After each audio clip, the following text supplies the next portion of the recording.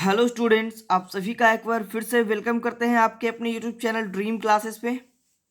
तो आज की ये वीडियो जो है हमारी वो बायोलॉजी वाले बच्चों के लिए होने वाली है, जो कि हमारे बायोलॉजी के शॉर्ट क्वेश्चन का जो टॉपिक चल रहा था उसके अगले पार्ट को आज हम लोग इस पूरे वीडियो में कवर करेंगे। ठीक है, तो जो भी न्यू बच्चे होंगे जी चैनल पे, वो सब्सक्राइब बटन दबाना ना भूलिएगा और आज की क्लास को मिस नहीं करिएगा, क्योंकि आज हम लोग लगभग में 10 वैसे प्रश्नों को कवर करेंगे। 10 वैसे लघु तरीय प्रश्नों को पढ़ेंगे जो कि हर बार बोर्ड एग्जाम में बनने का चांस रहता है। ठीक है, चलिए। और सभी बच्चे को हमारा ये हेल्पलाइन नंबर दिख रहा होगा स्क्रीन पे। जिनको कोई भी दिक्कत हो, प्रॉब्लम हो, हमें हेल्पलाइन नंबर पे कांटेक्ट कर सकते हैं। हमारे व्हाट्सएप नंबर पे हमें फॉलो कर सकते हैं। टेलीग्राम आईडी दिख रहा होगा आपको। ठीक है, तो चलिए शुरू करते हैं आज की क्लास। सभी बच्चे बने रहिएगा अंत तक और अच्छे से ध्यान देकर पढ़िएगा। देखिए, आज का हमारा पहला सवाल है इस टॉपिक का कि निम्नांकित का विस्तारित रूप लिखिए। ठीक है, इस तरह से भी आपको एग्जाम में पूछा जाएगा प्रश्न कि आपको फुल फॉर्म भी दे सकता है। तो इससे हमारा बहुत सारा क्वेश्चन कवर होगा। एक तो हमारा वस्तुनिष्ठ प्रश्न भी इससे कवर होगा, प्लस शॉर्ट में अगर पूछ दिया तो शॉर्ट क्वेश्चन वाला भी कवर होगा। देखिए, सबसे पहला टॉपिक इसमें क्या है। सबसे पहले इसमें जानना है निम्नांकित का विस्तारित रूप यानी फुल फॉर्म लिखना है एड्स। ठीक है, एड्स एक बहुत ही घातक बीमारी है, आप लोग को पता ही होगा। इसका जो फुल फॉर्म है बहुत सारे बच्चों को मालूम नहीं होगा, तो उसको पढ़ के जाइएगा। देखिए, इसमें लिखना है आपको एक्वायर्ड इम्यूनो डेफिशिएंसी सिंड्रोम। ठीक है, अच्छे से पढ़ के जाइएगा। देखिए क्या पढ़ा हम लोगों ने, एक्वायर्ड इम्यूनो डेफिशिएंसी सिंड्रोम इसका फुल फॉर्म होगा। दूसरा हमारा HIV, ये भी एक घातक बीमारी है, इसका होगा ह्यूमन इम्यूनो डेफिशिएंसी वायरस। ठीक है, याद रखिएगा। तीसरा टॉपिक इसी में पढ़ना है हमें IVF, तो इन विट्रो फर्टिलाइजेशन। ठीक है, फर्टिलाइजेशन। ठीक है, चलिए अगला हमारा चौथा इसमें है MTP, तो मेडिकल टर्मिनेशन ऑफ प्रेगनेंसी। इसके बारे में हम लोगों ने पीछे पढ़ा था कि MTP क्या है, इसको परिभाषित करें। जिन बच्चों ने नहीं देखा इसके पहले वाला टॉपिक, वो जरूर देख लीजिए। और अगला टॉपिक हमारा आज का लास्ट है इसमें, इस टॉपिक में 61वें सवाल में CMI यानी कि सेल मेडिएटेड इम्यूनिटी। ठीक है, चलिए, तो ये था हमारा कुछ फुल फॉर्म। ठीक है, तो इन फुल फॉर्म को उसको आप अच्छे से कवर करके जाइएगा एग्जाम में। और अगले सवाल की ओर बढ़ते हैं 62। चलिए देखिएगा, 62वें नंबर की ओर बढ़ते हैं। ये भी काफी अच्छा सवाल है, हमने BVI करवा दिया है, दिख रहा होगा आपको स्क्रीन पे।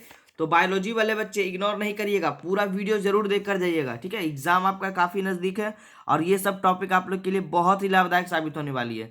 तो आज की ये अगली प्रश्न हमारा देखिए, हमारा है कि रेबीज बीमारी के कारण, लक्षण एवं नियंत्रण के बारे में लिखें। बहुत ही अच्छा और बेहतरीन सवाल है कि रेबीज बीमारी के कारण, लक्षण एवं नियंत्रण के बारे में लिखें। चलिए जानते हैं इसका आंसर। जानते हैं कारण में होगा कि रेबीज बीमारी निम्न जंतुओं जैसे बिल्ली, कुत्ता आदि जिनमें इस रोग के विषाणु उपस्थित रहते हैं, उनके काटने से होता है।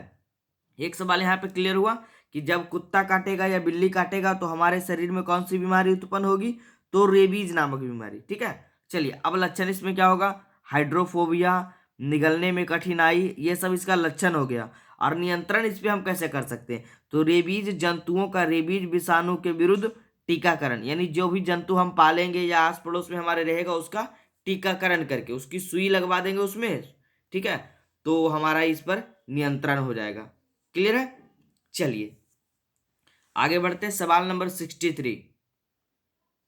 देखिएगा, बहुत ही अच्छा सवाल है ये भी। कह रहा है देखिए 63 कि सूक्ष्म अंतःक्षेपण क्या है और यह किस प्रकार से पुनर्योगज DNA तकनीक में मदद करता है। समझिए सवाल को और इसके आंसर को जानेंगे हम लोग अच्छे से। ठीक है, देखिए सवाल क्या है जी, सूक्ष्म अंतःक्षेपण क्या है, और एक सेकंड, चलिए सूक्ष्म अंतःक्षेपण क्या है और यह किस प्रकार से पुनर्योगज DNA तकनीक में मदद करता है। तो देखिए इसमें जानेंगे कि इस विधि से कोई बाहरी DNA को सीधे तौर पर किसी जंतु कोशिका या पादप कोशिका के केंद्रक में इंजेक्ट किया जा सकता है। ठीक है, एकदम सिंपल सा जवाब है इसका कि इस विधि से, यानी ये सूक्ष्म अंतःक्षेपण विधि से कोई बाहरी DNA को सीधे तौर पर किसी जंतु कोशिका या पादप कोशिका के केंद्रक में इंजेक्ट किया जा सकता है और इसका उपयोग जो है अंडाणु, अंडे तथा भ्रूण में किया जाता है। और इसके बाद देखिए इसमें जानना है कि जेफी यस चैम्बरलेन एवं अन्य वैज्ञानिकों ने, देखिए नाम थोड़ा अल्टर अच्छे से देखिएगा, जेफी एस चैम्बरलेन एवं अन्य वैज्ञानिकों ने मिलकर चूहों में एक विकृति को दूर करने में सफलता प्राप्त की है। ठीक है, इसी विधि द्वारा। ये था इसका आंसर। आगे बढ़ते हैं 64 पे। चलिए सवाल नंबर 64 यानी 64वां सवाल कह रहा है, देखिए क्लोन या एक पुंजक की परिभाषा बताइए और एक पुंजक के एक एक लाभ एवं हानि के बारे में लिखें। तो चलिए अब हम इसके परिभाषा को सबसे पहले जानेंगे। ठीक है, तो सभी बच्चे एकदम बने रहिएगा अंत तक, क्योंकि ये वीडियो जो है वो आप लोग के लिए बेहद ही महत्वपूर्ण होने वाली है। सवाल का जवाब जानेंगे हम लोग कि अधिकारीय तथा अनुवांशिक रूप से एक समान जीवों के लिए, ठीक है, अधिकारीय तथा अनुवांशिक रूप से एक समान जीवों के लिए क्लोन शब्द की रचना की गई है। कौन शब्द की, किस शब्द की? क्लोन शब्द की। ठीक है, क्लोन शब्द की रचना की गई है और अलैंगिक जनन के द्वारा उत्पन्न संतति को ही मूल रूप से क्लोन कहा गया है। ठीक है, यहाँ पे देखिए समझिए टॉपिक, अलैंगिक जनन के द्वारा ही उत्पन्न संतति को केवल मूल रूप से क्या कहा गया है? क्लोन कहा गया है। अब इसके लाभ के बारे में जानेंगे कि लाभ में इसका होगा कि अधिकारीय तथा अनुवांशिक रूप से संतति जो है जनक के समान होती है। ठीक है, चलिए अब थोड़ा सा इसके हानि के बारे में भी समझेंगे, फिर आगे हम लोग बढ़ते चलेंगे। देखिए इसके बारे में हानि भी जानेंगे, दिख रहा होगा आपको। चलिए हानि इसका होगा कि अनुवांशिक विभिन्नताएं उत्पन्न नहीं होती है इस टॉपिक में। क्लियर है? चलिए अब आइए 65 नंबर भी बहुत ही अच्छा सवाल है, बहुत बार बोर्ड एग्जाम में ये बना है, तो इसको अच्छे से रट कर जाइएगा। सवाल हमारा 65 है कि अपूर्ण प्रभाविता से आप क्या समझते हैं, या इसको प्रभावित ये परिभाषित करें। ठीक है, चलिए सिंपल सा सवाल और उसका जवाब ही एकदम सटीक रहेगा हमारा। देखिए एकदम जवाब को जानेंगे अच्छे से समझ के कि मेंडल के प्रयोग में F1 विषम युग्मजी, ठीक है, F1 विषम युग्मजी का फिनोटाइप किसी एक जनक के सदृश पाया जाता है, परंतु कुछ पौधों में F1 का फिनोटाइप किसी भी जनक से नहीं मिलता है।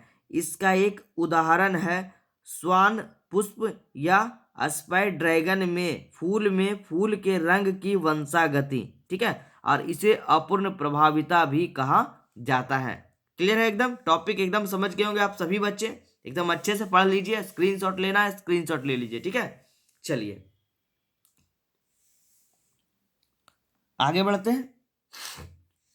सवाल नंबर 66, ठीक है, क्वेश्चन नंबर 66 पे बढ़ते हैं। देखिए हमारा ये क्वेश्चन क्या कह रहा है, कह रहा है कि बिंदु उत्परिवर्तन क्या है, एक उदाहरण दे। बहुत ही अच्छा सवाल है जी, इसको इग्नोर नहीं करिएगा। बिंदु उत्परिवर्तन क्या है, इसके एक उदाहरण को लिखें, उदाहरण सहित इसका वर्णन करें। तो इसका जवाब होगा कि क्रोमोसोमों के रूपांतर, ठीक है, क्रोमोसोमों के रूपांतर असमानताओं तथा विपथनों को जन्म देते हैं। ऐसे क्रोमोसोमीय विपथन कैंसर कोशिकाओं को भी जन्म देते हैं और ऐसे क्रोमोसोमीय विपथन कैंसर कोशिकाओं में सामान्यतः देखे जाते हैं। और इसके अतिरिक्त डीएनए के एकल क्षार युग्म के परिवर्तन भी उत्परिवर्तन को जन्म देते हैं और इसे ही हम बिंदु उत्परिवर्तन कहते हैं, या यह बिंदु उत्परिवर्तन कहा जाता है। क्लियर है? चलिए एकदम सटीक सा जवाब है, समझ लीजिएगा। आगे बढ़ते हैं। सवाल नंबर 67, देखिए छोटा सा और बेहतरीन सवाल है। सवाल आपको दिख रहा होगा कि बहुविकल्पता के बारे में उदाहरण सहित लिखें। ये बहुविकल्पता होता क्या है जीव विज्ञान में, चलिए इसके बारे में जानते हैं कि किसी लक्षण की वंशागति का नियंत्रण, ठीक है, किसी लक्षण की वंशागति का नियंत्रण जब दो या दो से अधिक जीन द्वारा होता है तो ऐसी स्थिति बहुविकल्पता कहलाता है। ठीक है, एकदम इजी सा जवाब है जी कि किसी लक्षण की वंशागति का नियंत्रण जब दो या दो से अधिक जीन द्वारा होता है तो ऐसी स्थिति क्या कहलाती है? बहुविकल्पता कहलाती है। जैसे मानव में ABO रक्त समूह की वंशागति। क्लियर है? चलिए अब देखिए हम लोग 3 और ऐसे प्रश्नों को देखेंगे जो कि बार बार बोर्ड एग्जाम में बनता है, ठीक है। तो इसको एकदम रट कर, समझ कर और अच्छे से टॉपिक को क्लियर करके जाइएगा एग्जाम में।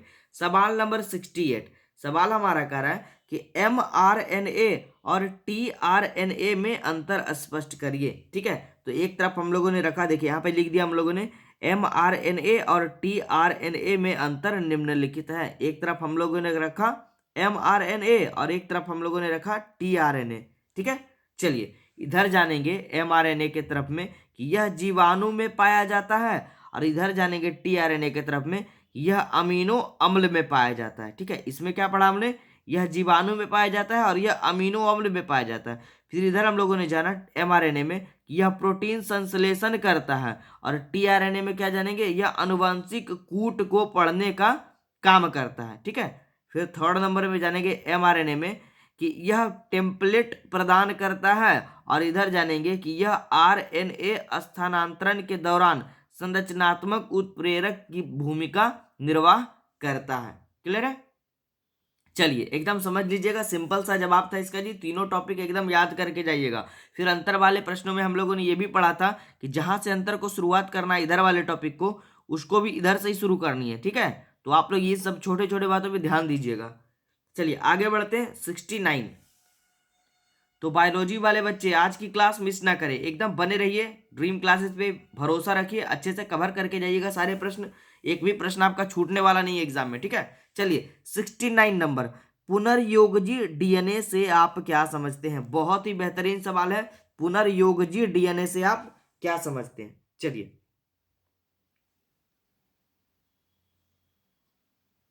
जवाब को जानते हैं। देखिए इसका जवाब होगा कि सन 1972 में यह पता चला कि किसी एक जीव से डीएनए का खंड लेकर दूसरे जीव के डीएनए के साथ शरीर के बाहर संकरण कराना संभव है, और इस संकरण से प्राप्त डीएनए को ही पुनर्योजी डीएनए कहा गया है। एकदम सटीक सा जवाब है, समझ लीजिए अच्छे से।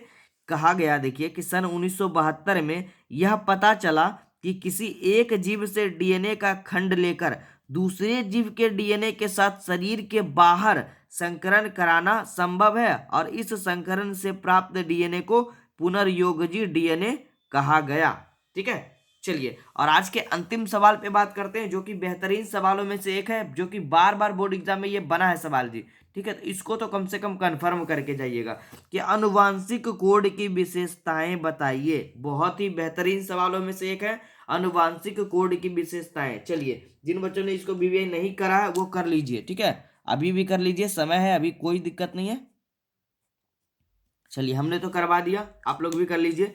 सवाल हमारा क्या था, अनुवांशिक कोड की विशेषताएं को बताइए। तो यहाँ पर जवाब जानेंगे हम लोग कि अनुवांशिक कोड की निम्न विशेषता है, ठीक है। अब हम लोग बारी बारी से उनकी विशेषताओं को जानेंगे। सबसे पहला कि प्रत्येक अमीनो अम्ल के लिए कम से कम एक त्रिक कोडोन होता है। दूसरा जानेंगे इसमें विशेषता कि कोड अपहलासित होता है, अर्थात एक ही अमीनो अम्ल के लिए एक से ज्यादा कोडोन हो सकते हैं। और तीसरा इसमें जानेंगे कि कोड सार्वत्रिक होता है, अर्थात सभी जीवधारियों में एक सा होता है। सार्वत्रिक मतलब सभी जगह समान होता है, ठीक है।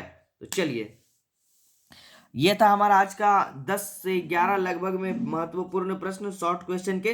तो आप लोग, मुझे उम्मीद है कि अच्छे से इसको समझ गए होंगे, तो एकदम क्लियर करके जाइएगा, ठीक है। आपको कोई भी दिक्कत नहीं होगी एग्जाम में, और बने रहिए हमारे साथ और विश्वास रखिए ड्रीम क्लासेस पे। अगली वीडियो आपको मिलेगी इसी के ऑब्जेक्टिव वाले प्रश्नों की वीडियो बहुत ही जल्द मिल जाएगी आपको शाम तक, ठीक है। तो बस उम्मीद रखिए और अच्छे से पढ़ कर जाइएगा, इन सारे प्रश्नों को आप कवर करके जाइएगा, ठीक है। फिर मिलते हैं अगले क्लास में नेक्स्ट टॉपिक के साथ।